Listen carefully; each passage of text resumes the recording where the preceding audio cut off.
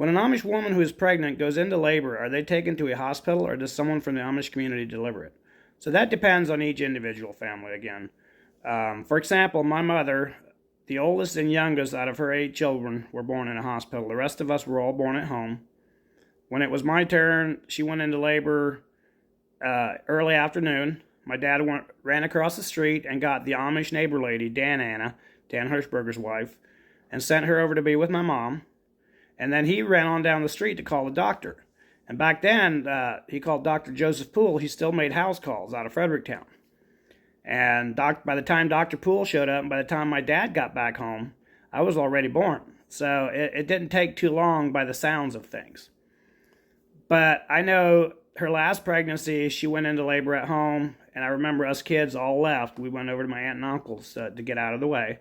And that's what I remember, like the last 3 or 4 pregnancies of my mom's. I didn't even really realize she was pregnant until the last time, but like the last 3, we would always get sent to stay with an aunt and uncle or grandparents overnight, and then we'd come back home and there'd be a new baby brother or sister. It's kind of cool. You didn't realize there was anything, stressful about it. But I know for the last pregnancy, she went into labor. We went to my aunt and uncle's, and they were still at home. And I could tell she was in pain when we left. And then the next morning, we came back home, and there was nobody there. We did our chores, and then my dad comes pulling in with a truck with a driver, and he hops out and says, "You have a new baby sister," And she was born in the hospital. They ended up having to go to the hospital. So it was kind of strange. The next day we came home, there was nobody around. We hadn't heard anything since the day before around noon, So it was just, kind of weird, in my opinion. But I do remember she used to have an English midwife that came out and would check up on her periodically. And usually there's a midwife, not an Amish midwife, that works for the community and kind of goes through and checks on women that need her to do that.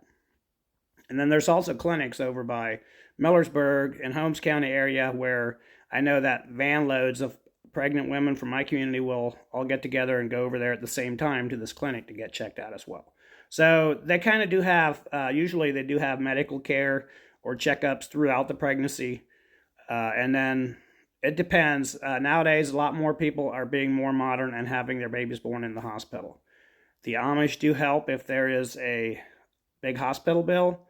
So some people that don't like going to the hospitals just do it because they're too proud to ask for that help.